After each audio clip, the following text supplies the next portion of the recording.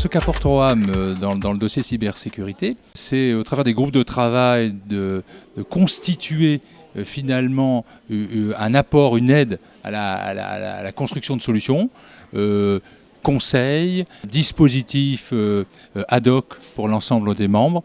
L'union faisant la force, on pense qu'on va pouvoir avancer avec les petites et moyennes structures d'assurance. Le taux d'équipement en assurance cyber est encore très faible aujourd'hui. J'y vois deux grandes raisons. Le premier, c'est d'abord un manque de conscience des risques. Beaucoup d'entreprises, PME en particulier, ne s'estiment pas directement menacées par ce sujet-là. Je suis trop petite, on attaque plutôt les grands groupes. Et au-delà de ça, il y a aussi un manque de connaissance de l'assurabilité de ce risque.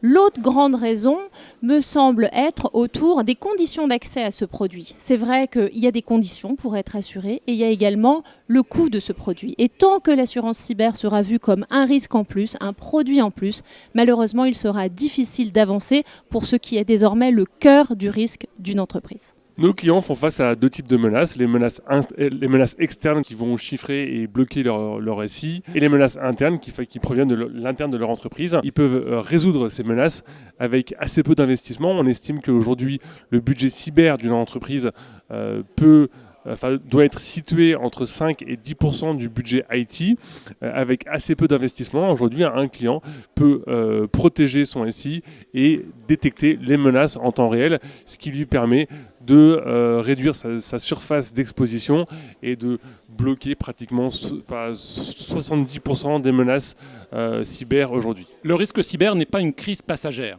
Notre économie, elle est digitale aujourd'hui et elle le sera pour les années à venir.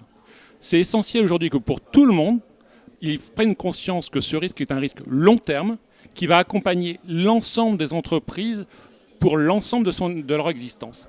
Et ça change complètement la vision de ce genre de risque au sein des entreprises, à la fois en termes d'identification de sa dépendance, des préventions à mettre en place et des assurances à obtenir de façon à pouvoir pérenniser la continuité de cette activité. Oui, un point qui me paraît extrêmement important à développer, c'est la sensibilisation de l'ensemble des collaborateurs, du personnel qui interagit avec l'entreprise. La sensibilisation, c'est important, c'est apprendre un petit peu les gestes qui sauvent dans une organisation. Alors ça peut s'orchestrer de différentes manières, notamment par des quiz, des choses qui peuvent être assez ludiques.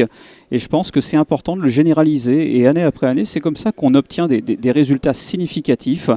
Alors après, rien n'interdit de faire des tests, de tester l'ensemble des mesures qui sont supposées être acquises par les collaborateurs sous forme de tests de hacking, de tests de phishing, pour mettre les gens en situation et finalement préserver les actifs extrêmement précieux de l'entreprise qui sont de plus en plus digitaux.